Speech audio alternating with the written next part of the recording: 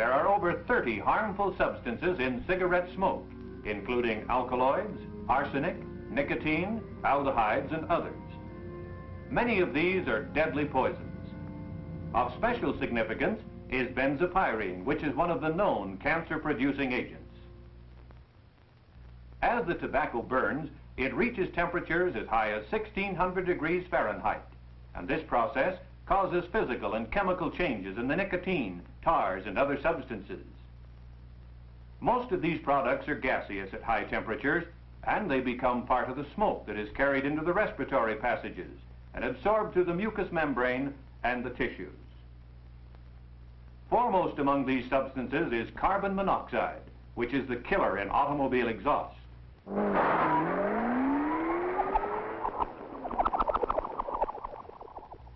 In order to illustrate the harmful effects of even small amounts of carbon monoxide upon the body, let's take a look at the breathing cycle. When you breathe clean air, oxygen enters the lungs, where it finds its way to the red corpuscles of the bloodstream.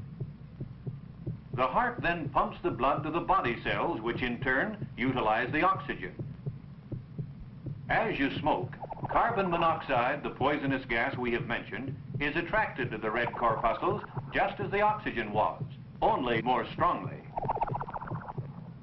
These carbon monoxide molecules take over some of the red blood corpuscles, decreasing the capacity of the blood to carry oxygen to the tissues.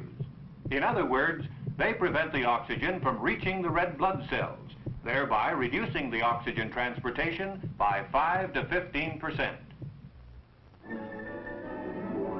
This is one of the reasons why the smoker cannot run as fast or as far as he could if he didn't smoke.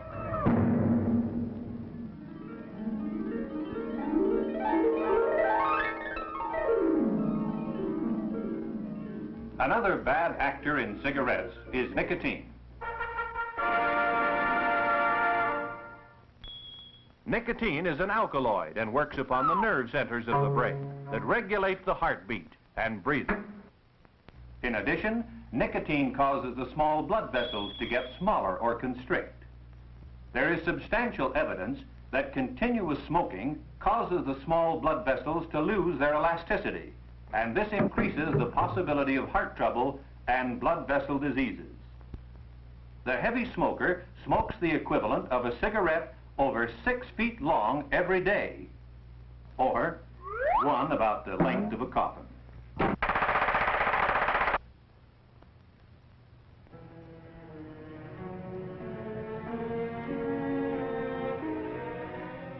But among the real threats in smoking are the killers known as the carcinogens, the cancer-producing agents found in the tars condensed out of the tobacco smoke and deposited into the bronchial tubes leading to the lungs. And with a person's constant smoking day after day, the carcinogens build up a mighty force. From the bronchial tubes, the carcinogens move into the air tubes of the lungs, where they begin to antagonize systematically the cells of the air tubes.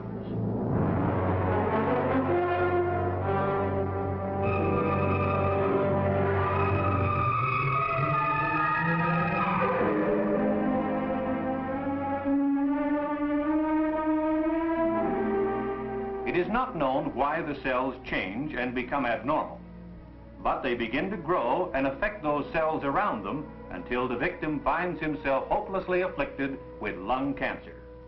A non-smoker has about 1 chance in 270 of developing this disease, while a man who continues to smoke 2 packs a day has only about 1 chance in 10. And 95% of those afflicted will eventually die from the cancer.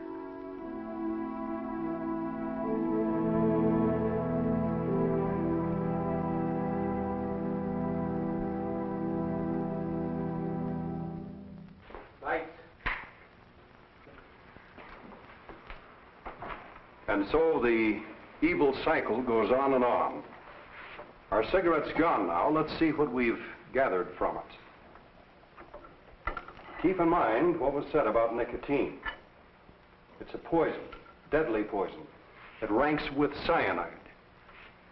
Now, this residue is made up of nicotine and tars, a portion of which gets into your lungs every time you smoke a cigarette. You smoke a pack and a half of cigarettes a day for a year, and a full quart of these poisons will be poured into your bodies. And what does it do? Well, let's see what it does to a mouse. There, fella. There we go. Now, this tube contains pure nicotine. And I'm going to give this little fella 1 drop.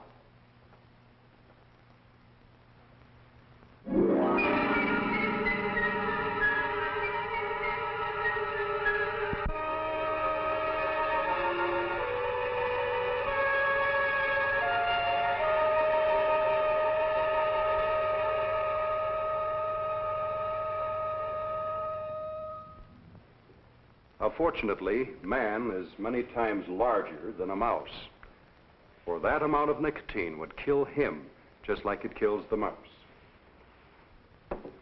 Now, our bodies have the ability to increase tolerance to these substances, but the harmful effect continues. By habitual smoking and by the constant dousing of the respiratory passages with these poisons, the body doesn't have much of a chance to function properly. For instance, we know that heart action is definitely impaired, and this increases the danger of heart disease. Through smoking, stomach ulcers are aggravated, healing is delayed, and the ulcers may become malignant. Current research indicates that many other organs and tissues of the body are adversely affected by the use of tobacco. And of course, you've just seen what an important part smoking plays in the causing of lung cancer. Yes? Hey, Doc, I read that there really hasn't been an increase in lung cancer, but it's only our more complete diagnosis now. Well, we'll admit that some lung cancer may have been poorly diagnosed in the past.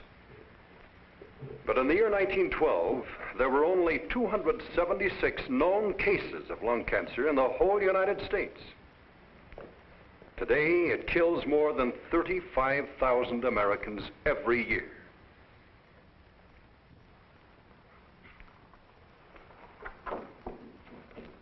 Now, these statistics show the interesting parallel between the increase in tobacco consumption and the increase in lung cancer. Notice the similarity in the two. It's interesting to note that lung cancer used to be a man's disease. But now, with women smoking heavily, their death rate from this affliction is rapidly approaching that of men. What about filters? They're supposed to prevent most of the tar and nicotine from reaching you, aren't they? Well, filters might help, except for 2 things. The added cigarette length means that the smoker usually smokes the cigarette nearly down to the filter. And thus he gets all of the nicotine and the tar that he would normally throw away with a longer cigarette butt. And secondly, no one has yet produced a filter that removes all of the poison from the smoke and yet keeps the taste that the smoker demands. Yes? Doc, what about all them old codgers that's been smoking all their life and don't show any signs of cancer or anything else? As far as cancer is concerned, not everyone's going to get it. There appears to be susceptibility to it, and there's the time factor involved. Cancer usually strikes in the 50s. Of course, the problem is you don't know whether you're one of those people who will get cancer until you've got it, or it's got you, and then it may be too late. As for those old codgers you mentioned, they may have been less sensitive to tobacco poisons. Trouble is, no one knows whether he's sensitive or not. Smoking is sort of like playing Russian roulette. Or to quote Dr. Oxner, tobacco is a loaded pistol, and time pulls the trigger. Now, men, the American Cancer Society recently made a study based upon the smoking habits of 188,000 American men, and concluded that smokers of 2 or more packs of cigarettes per day have a death rate 123% higher than non-smokers. In other words, by the time the median age of 69 is reached, for every 10 non-smokers who have died, 22 heavy smokers will have died, and 17 light smokers will have died. Now this means the average heavy smoker, 2 packs a day, will die around the age of 58 years, while the average non-smoker will last until he's 69. Now the value of this report lies in its scope, its thoroughness, and the unquestionable scientific accuracy upon which it is based. For example, the death rate from heart disease in this group of 188,000 men was twice as high, as indicated by these headstones, among smokers as non-smokers. And get this, the rate of deaths from lung cancer was 20 times higher than among non-smokers. Now, men, these findings are being sent to your doctor and to every private and public health service in this country. Not only our own government, but other governments are concerned about the rising incidence in lung cancer. And they are publishing warnings to cigarette smokers about the risks they are taking when they smoke. For example, the governments of Britain and Australia recently engaged in a poster campaign against the use of tobacco. And in Holland, Sweden, and Austria, the governments and the local school authorities are actively advising their young people not to take up smoking. Now, friends, governments, agencies, and doctors can advise and point up the way. But after all, what you do with your own life is up to you. Now, you have the facts. So, start to think for yourselves. Get smart. Tobacco is a false need.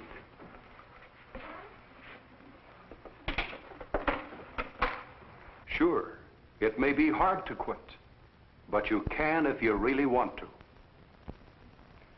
Now, most of you can have a second chance if you'll stop smoking today.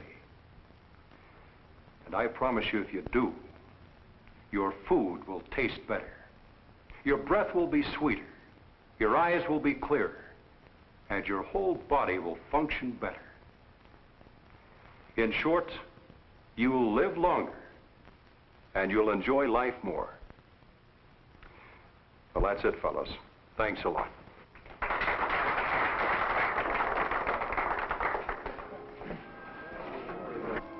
Say, Doc, can I talk to you a minute?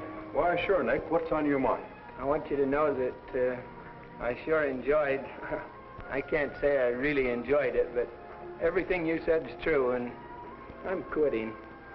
You can take these cigarettes and use them to kill mice or something. I'm finished. Nick, do you really mean this? Yes, sir. No kidding, Doc. You really have convinced me. Well, Nick, that's wonderful. That's a very intelligent decision. And now, how about you? Don't forget, tobacco is a loaded pistol, and time pulls the trigger.